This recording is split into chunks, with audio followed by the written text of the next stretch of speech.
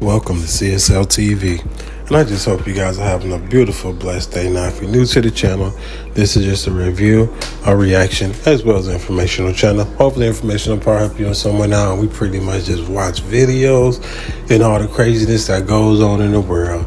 And as you guys can see, a 21-year-old Las Vegas teacher has been arrested again for allegedly attempting to contact a minor to have sex. And I just want to know, what's up with all these teachers coming out nowadays trying to bust it open, you know what I'm saying, for these young kids? Like, dang, you can't wait till they get 18 if you want it that bad. You got to throw away your whole life career away because, I mean, you 20 years old and you have to go to school, you know, college, to get some type of degree so you can teach. And now you just threw all that away because this is definitely going on your record. And you know how that play out. But I don't want to make this too long, so I know you guys came here to see what's going on. And as always, I hope you have a beautiful, blessed day. Let's get it.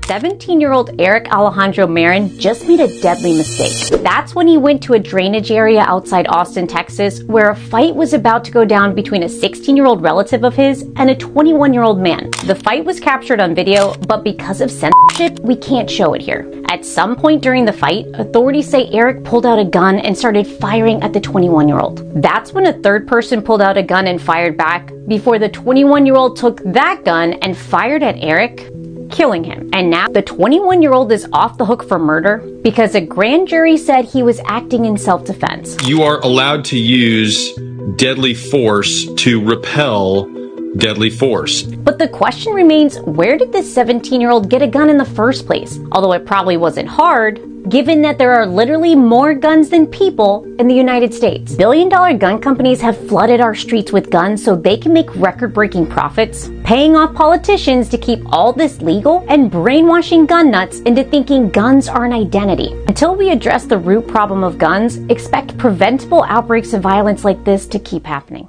Man, that is so crazy. You know what they say. When you heard the saying, I'm gonna put it this way, you heard the saying, don't bring a knife to a gunfight. So how your little young buck gonna bring a knife, you know what I'm saying, to a fight and then get your gun taken after you done seen your boy and all this and that, whatever happened, and this guy get the gun and then, you know what I'm saying, shoot you. And I think that justice was served the right way because you didn't have a gun, even though you big 21-year-old fighting a 16-year-old, you know what I'm saying? You shouldn't even stoop down to their level, but it happened anyway. And then you killed the 16-year-old. Yeah, that sounds like self-defense to me because the young person who wasn't supposed to have the gun had the gun and then did what he did and got the gun taken.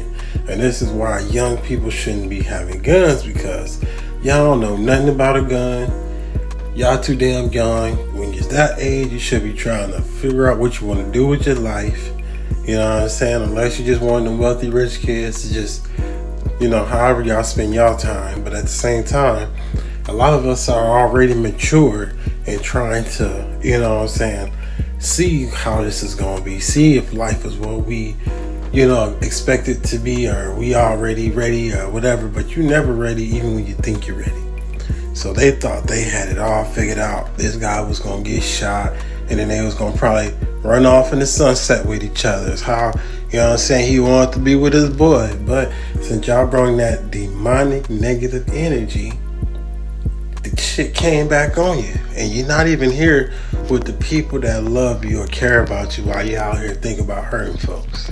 Authorities in Tennessee have been looking for this guy for months. The 20-year-old Dario Wilkerson was wanted for the murder of 27-year-old Troy Cunningham, who was gunned down back in April. Troy was found lying on a sidewalk, shot in the back of the head while trying to escape his attackers. But Wilkerson wasn't alone. He's one of 3 suspects in the case. Police believe he and his accomplices chased Troy down before pulling the trigger. Wilkerson avoided capture for months until cops tracked him down to a house on the very same street that Troy had been executed on. Apparently, Wilkerson thought he could hide in the attic, but in a moment of panic, he fell through the ceiling. Wilkerson wasn't injured from the fall, and he was arrested without further incident. But here's the thing, violent crime doesn't happen in a vacuum. Experts say poverty and desperation drive people to do the unthinkable. Memphis, like many cities across the country, struggles with high poverty rates, and when people can't see a way out, tragedies like this are far too common. It's a reminder that until we address the root causes of violence, like poverty and inequality, we'll continue to see stories like Diario's and Troy's play out again and again. That's crazy that this kid,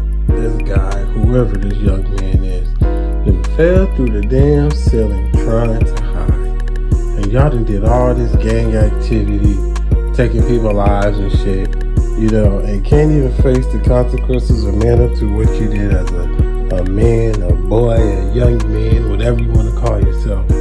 Because we already know why this happened. Y'all just, you know what I'm saying, being ignorant and stupid. Because even if poverty was the case of this, I mean, taking somebody's life isn't and have proven not to solve anything.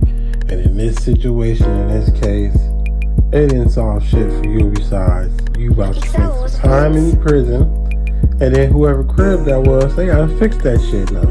You see how much negativity that costs? The person that y'all done took, you know what I'm saying, is no longer here with the people that love them. You see how much negativity that costs?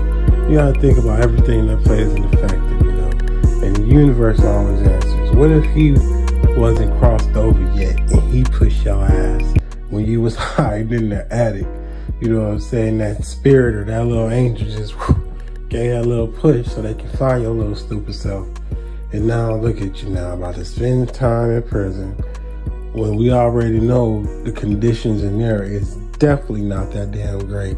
Because why would somebody who's doing stupid shit be treated like royalty in there? So now you about to be in there eating dog scraps and caged up like a dog, an animal I should say, like a circus animal, put it that way.